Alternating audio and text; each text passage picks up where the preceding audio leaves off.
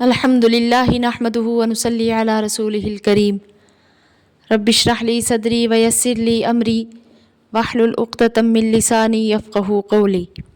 ان آیتوں سے پہلے جن آیات کی تفسیر بیان کی گئی تھی ان میں مومنین صالحین کی چند دعاؤں کا ذکر تھا، تو ان آیتوں میں سے پہلی آیت میں ان دعاؤں کی قبولیت اور ان کے اعمال صالحہ کے اجر عظیم کا بیان ہے۔ اعوذ باللہ من الشیطان الرجیم، بسم اللہ الرحمن الرحیم۔ فاستجاب لهم ربهم انی لا اضیع عمل عامل منکم من ذکر او انثی۔ پھر قبول کی ان کی دعا ان کے رب نے کہ میں ضائع نہیں کرتا محنت کسی محنت کرنے والے کی، تم میں سے مرد ہو یا عورت۔ یعنی اللہ تعالیٰ فرماتے ہیں کہ میری یہی عادت ہے کہ میں کسی شخص کے نیک کام کو جو کرتا ہے اس کو ضائع نہیں کرتا، اس کا بدلہ دیا جاتا ہے، خواہ کام کرنے والا کوئی مرد ہو یا عورت، دونوں کے لیے ایک ہی قانون ہے۔ بعضکم من بعض، تم آپس میں ایک ہو۔ فالذین ہاجروا واخرجوا من دیارہم، پھر وہ لوگ کہ ہجرت کی انہوں نے اور نکالے گئے اپنے گھروں سے، وَأُوذُوا فِي سَبِيلِي، اور ستائے گئے میری راہ میں، وَقَاتَلُوا، اور لڑے، وَقُتِلُوا، اور مارے گئے، لَأُكَفِّرَنَّ عَنْهُمْ سَيِّئَاتِهِمْ، البتہ دور کر دوں گا میں ان سے برائیاں ان کی، وَلَأُدْخِلَنَّهُمْ، اور میں ضرور داخل کروں گا ان کو، جنات تجری من تحتها الانہار، باغوں میں جن کے نیچے بہتی ہیں نہریں۔ یعنی تم آپس میں ایک دوسرے کے جز ہو، اس لیے حکم بھی دونوں کا ایک سا ہی ہے۔ یعنی جن لوگوں نے ایمان کے ساتھ ساتھ مشقت والے کام بھی کیے، جیسے کہ ہجرت یعنی وطن کو چھوڑنا، وہ بھی اپنی خوشی سے نہیں بلکہ اس طرح کہ اپنے گھروں سے تنگ کر کے نکالے گئے۔ یعنی آیت کا مطلب یہ ہے کہ جتنی تکلیفیں مسلمانوں کو ہوتی ہیں اتنا ہی اجر ان کو ملے گا۔ ثوابا من عند اللہ، یہ بدلہ ہے اللہ کے ہاں سے، واللہ عندہ حسن الثواب، اور اللہ کے پاس اچھا بدلہ ہے۔ اور آگے کافروں کے لیے کیا فرمایا؟ لا یغرنک تقلب الذین کفروا فی البلاد، تجھ کو دھوکہ نہ دے چلنا پھرنا کافروں کا شہروں میں۔ یعنی کافروں کا یہ جو کسب و معاش یا تفریحات کے لیے چلنا پھرنا، یہ آپ کو مغالطہ میں نہ ڈال دے، یہ چند روزہ بہار ہے، کیونکہ مرتے ہی اس کا نام و نشان بھی نہ رہے گا۔ متاع قلیل، یہ فائدہ ہے تھوڑا سا، ثم مأواہم جہنم، پھر ان کا ٹھکانہ دوزخ ہے، وبئس المہاد، اور وہ بہت برا ٹھکانہ ہے۔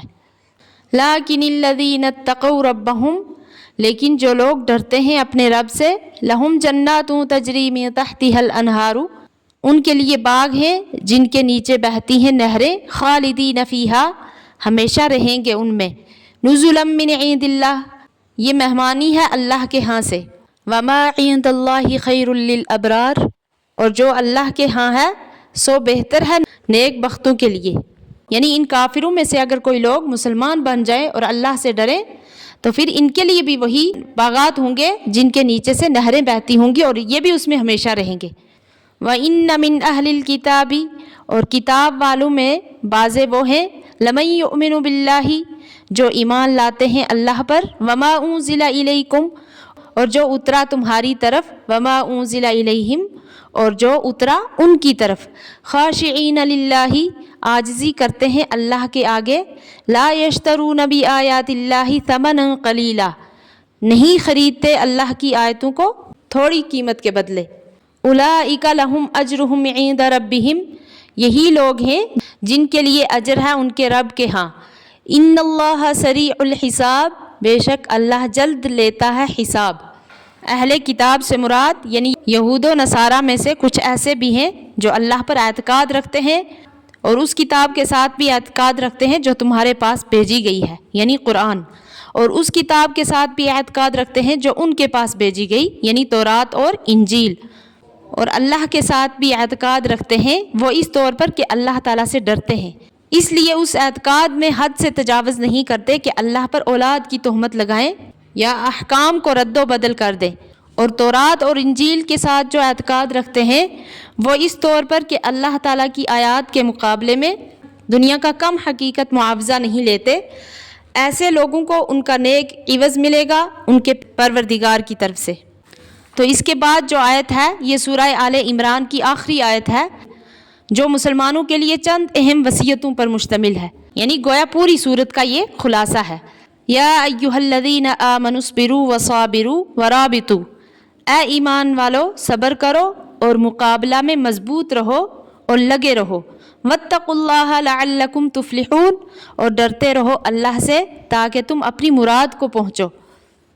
یہاں پہ ایمان والوں کو ہدایت کی گئی ہے کہ جتنی تکلیفیں آپ کو ہوتی ہیں ان پر صبر کرو، اور جب کفار سے مقابلہ ہو تو مقابلہ میں صبر کرو، اور جنگ کے وقت مقابلہ کے لیے تیار رہو اور ہر حال میں اللہ تعالیٰ سے ڈرتے رہو۔ تو اس آیت میں 3 چیزوں کی وصیت مسلمانوں کو کی گئی ہے، ایک ہے صبر علی الطاعات، اور ایک مصابرہ، اور ایک مرابطہ، اور چوتھی چیز تقوی ہے جو ان تینوں کے ساتھ ضروری ہے۔ تو صبر سے مراد یعنی جن کاموں کا اللہ تعالیٰ نے اور اس کے رسول صلی اللہ علیہ وسلم نے حکم دیا ہے ان کی پابندی، طبیعت پر چاہے کتنی بھی شاق ہو تو اس پر نفس کو جمائے رکھنا ہے۔